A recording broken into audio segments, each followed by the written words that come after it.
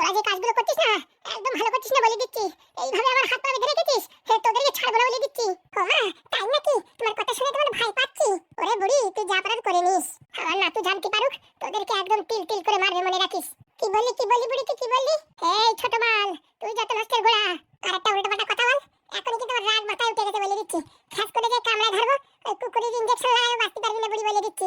আমার দাঁতে যা বিষ, বুঝেছিস? ওই সাধারণ কুকুরের থেকে অনেক মনোরকম বিষ। তুই আমার নাতিনকে চিনিস না কটকটেরই।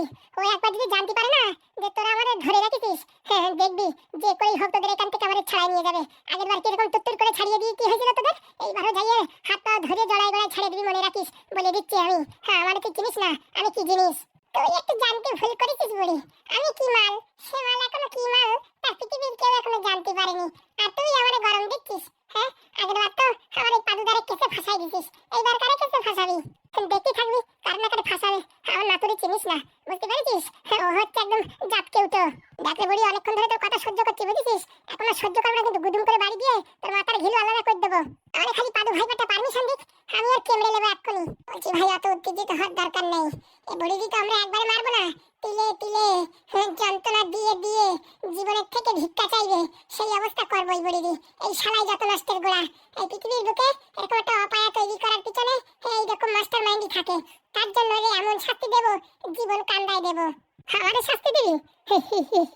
অত হি হি করিস না, বুঝতে পারছিস বুড়ি? ভালো একটা চেয়ারে বসতে দিছি বলে ভাবিস না যে তোর সাথে অনেক খাতিরদারি করবো। বলছি কি ভাই, সকালে কারেন্টের শাক আর বিকালে বরফের শাক, এই দুটো দিলে কিরকম হয়? ওইসব কিচ্ছুর দরকার নাই। কটা এখানে ভিমরুল ছেড়ে দেবো, রাস্তায় তুই খেলা শুরু হয়ে যাবে। আর তার সাথে তেলা পোকা। জীবন যদি কান্দায় না দিই, তা শালা আমার নামও লাল ব্যাটারি না। বলছি ভাই, আজকে আমাদের কিছু খেতে দেওয়া যাবে না, এমনকি জল পর্যন্ত দেওয়া যাবে না। না না, খাওয়া নেওয়া নিয়ে কোনো অসুবিধা নেই, খাবার দাবার দেবো, কিন্তু হাত খুলবো না। এখানে খাবার দাবার ফেলাই দেবো, কুকুরের মতন চেটে চেটে খাবে। কি বললি? তুই বললি আমি কুকুরের মতন চেটে চেটে খাবো? খেয়ে দিয়ে যদি বেঁচে থাকতে হয়, তাহলে কুকুরের মতন ল্যাং ল্যাং করে খেয়েই বেঁচে থাকতে হবে। মরে যাবো আমি, তাও কোনোদিন কুকুরের মতন চেটে চেটে খাবো না বলে দিচ্ছি। আমার নামও পাদু। আমি তোর এরকম হাল করবো না, কুকুর কি তার থেকে বেশি খারাপ হাল করে দেবো, মনে রাখিস। বলছি নাদন ভাই, মুখে বললে হবে না, এই পাবলিককেও দেখাতে হবে যে এর কিরকম শাস্তি দেওয়ার দরকার। সবাই দেখতে পারবে, যারা যারা আমাদের সঙ্গে জুড়ে আছে অবশ্যই দেখতে পারবে। আমার ভয় দিস না, মাত্র 24 ঘন্টার ভিতরেই আমার নাতু আমার এখান থেকে ছাড়াই নিয়ে যাবে। তখন তোদের কপালে দুঃখ আছে। হারি ওই নারকেল বেগম এবার যদি এমএলএ হয়, হয়ে তো বসে রয়েছে, তখন তোদের এই গ্রাম ছাড়া তো করবো। আর সব করার পিছনে একটা আসলা বাস ভরে দেবো, বুঝতে পারছিস? কার পিছনে কে কি ভরে সময় আসি দেখতে পারবি। হ্যাঁ, সেটাই তো আমি বলছি। তোর সাথে ঘোলো পেঁচাল করে লাভ নাই। চল ভাই, আমাদের অনেক কাজ আছে। হ্যাঁ হ্যাঁ নতুন চল। ওই হাগুদা ডাকছিল, বলছি ঘরের চারিপাশে ভালো করে একদম আটকাই দাও, যাতে কোনো ফুটো ফাটা না থাকে। আর এখান থেকে চেঁচালিও যেন কোনো রকম আওয়াজ না বেরো হয়। আওয়াজ তো দূরের কথা, এখান থেকে পিঁপড়ে পর্যন্ত বাইরে বেরোতে পারবে না। একদম ঠিক বলিছে। চলো তাহলে আমাদের কাজে লেগে পড়ি। হারামজাদাগুলো বাঁচতে চাইলে আমার এখন ছেড়ে দে, এতে তোদের কপালে দুঃখ আছে। কেন বুড়ি, একটু আগে যে গরম দিচ্ছিলি, 24 ঘন্টার ভিতরে তোর নাতু নাকি তোর এখান থেকে ছাড়াই নিয়ে চলে যাবে। দেখি তোর নাতুর বুকের পাতায় কত দম আছে, এবার তোর একে এখান থেকে ছাড়াই নিয়ে যেতে পারে। আমার নাম নেদন, বলে দিচ্ছি। নেদন যদি স্বেচ্ছায় তোর না ছাড়ে না, কেদুর বাবার বুকের পাতায় দম নাই, তোর এখান থেকে ছাড়াই নিয়ে যাবে, বুঝতে পারছিস? ঠিক আছে, দেখে নিস। হ্যাঁ হ্যাঁ, দেখা যাবে। তাহলে এখন থেকে সময় গণ, মাত্র 24 ঘন্টা। তুই গন রে বুড়ি, তুই গন। এখানে একটা ঘড়ি লাগাই দিয়ে যাবানি সন্ধ্যের সময়, বুঝতে পারছিস? সময় দেখি থাকিস, তোর 24 ঘন্টা এই জন্মের শেষ হবে না। শালা লাল পিঁপড়ে আর কাটো বাদালি করে ছাড়িয়ে দিয়ে যাবো। ওর জীবনের লাল কাটটা যদি না দেখাই, তা আমার নাম শালা লাল ব্যাটারি না, অনেক জ্বালান জ্বালাইছে। একদম ঠিক বলিস লালদা, কাটপিঁপড়ে খুঁজে আনতে হবে। আমার মাথায় রক্ত উঠে গেছে। আমি আগে এখান থেকে ছাড়া পাই, তোদের রক্ত যদি চুষে না খাই, তাহলে আমার বলিস সেই আশায় ঘুম কামাই কর তুই। এরকম বড় একটা সম্মানী মানুষের সঙ্গে তুই তো করে কথা বলা, তোদের দেখে নেবো, দাঁড়া। আচ্ছা ঠিক আছে। বলছি ম্যাডাম, আমি সত্যি বলছি, আমি কিচ্ছু করিনি, আমি ছেড়ে দিন, আমার স্বামীর অবস্থা ভালো না। হারামজাদি নাটক করবি না বুঝেছিস, ঘুষি মেরে নাকের থুবড়া ভেঙে দেবো। আমার সবকিছু শেষ হয়ে গেল স্যার, আমার সবকিছু শেষ হয়ে গেল। আমার ছেলেটাকে কি নাকি খাইয়েছে কে জানে, বেহুশ হয়ে পড়ে আছে। আমি কিচ্ছু খাওয়াইনি, আমি কিচ্ছু খাওয়াইনি। কিচ্ছু খাওয়ানি তো ছেলেটা খাওয়ার সাথে সাথে এরকম ভাবে চিতে পড়ে গেল? সেটাই তো ভাবছি। আমি একটু আমার স্বামীর জন্য একটু পোলাও ভাত রান্না করেছিলাম। ও বাবা, আমার স্বামী একটু অনেক খেতে না খেতেই একদম বেহুশ হয়ে পড়েছে। ওখানে তো বিরিয়ানি ছিল, ওই আর কি পোলাওর মতন করে বিরিয়ানি রান্না করেছিলাম, সেটা খেয়ে যে এইভাবে পড়ে যাবে আমি ভাবতে পারিনি। আমার মনে হয় ওর বাবার প্রতিশোধ নিতে ওতে বিষ মিশিয়েছে। সত্যি বলছি, আমি কিচ্ছু করিনি। একদম কথা বলবি না, তোর নামে এমন কেস দেবো না, সারা জীবনে তুই সূর্যের আলো দেখতে পারবি না। বলছি ধারক বাবু, আমার ছেলেটার এই যে অবস্থা করেছে, আমার স্বামীর অবস্থা এই শয়তানি করেছে, আমি এখন বুঝতে পারছি। তা বলছি ম্যাডাম, আপনার স্বামীকে তো দেখতে পাচ্ছি না। আর বলবেন না, আমার স্বামীকে আমার ছেলে ভালো একটা হসপিটালে ভর্তি করে রাখিছে। এই শয়তানির কবল থেকে রক্ষা করার জন্য এমন একটা হসপিটালে ভর্তি করে রেখেছে, সেটার খবর আমরাও জানি না। আপনারাও জানেন না মানে? হ্যাঁ, আমার ছেলে এমন জায়গায় ভর্তি করেছে যাতে আমরা কেউ খবর না পাই, আর আমার স্বামী যাতে সুস্থ হয়ে ওঠে তাড়াতাড়ি, তার জন্য এরকম কাজ করেছে। আমার ছেলের কাছে আমি শুনবো, ভাবিছি কোথায় আমার স্বামী আছে একটু দেখা করবো, তার আগে এই হারামজাদি এই কাজ করেছে। আমি কেন করতে যাবো স্যার বলেন? হারামজাদি তুই কেন করতে যাবি মানে? হ্যাঁ, আমার স্বামী ভালো হয়ে গেলে এবার বলে দেবে না যে তুই ওরে হাবিজাবি খাইয়ে ওর শরীরটা এরকম নষ্ট করে পঙ্গু করে রাখিছিস? হ্যাঁ, সেই ভয় পেয়ে তুই এই কাজ করেছিস, আমরা কি জানি না?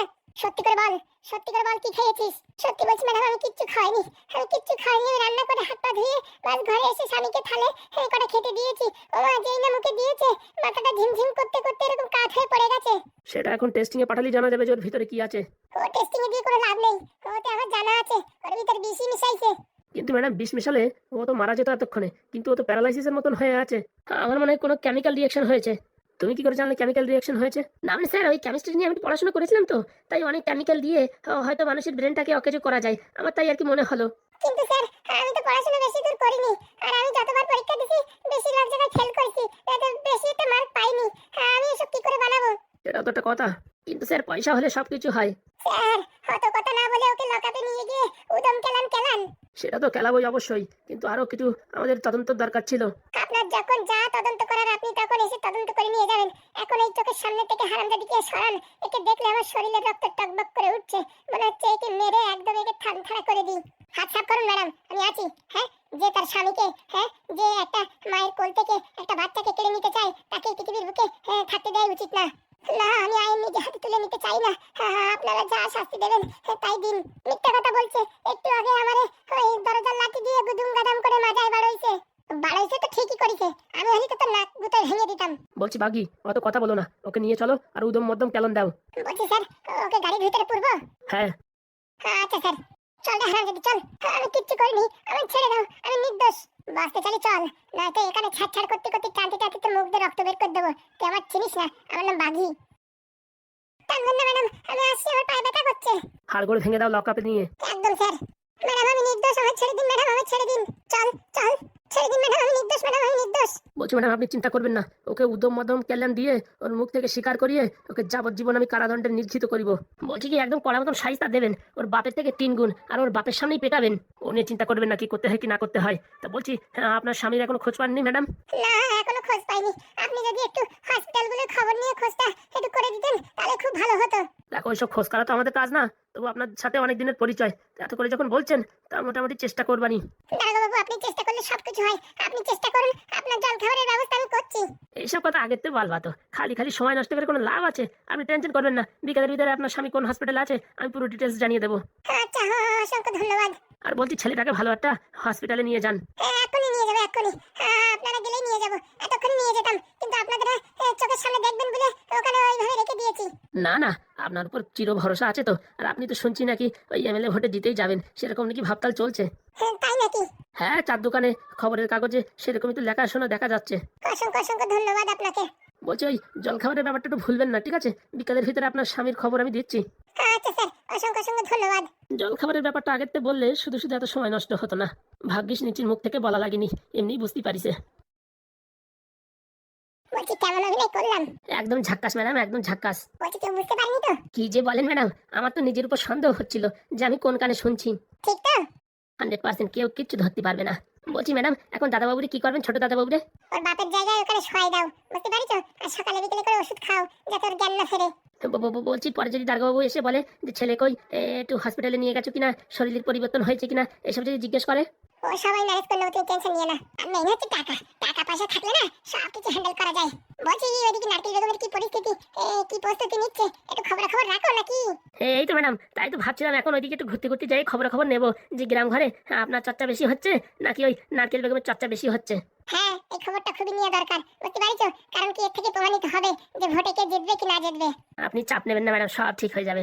অত শত জানি না, বাস আমি এমএলএ পদে হতে চাই, আর কিচ্ছু দরকার নেই। ও নিয়ে আপনি ঘাবড়াবেন না, আমি তো আছি।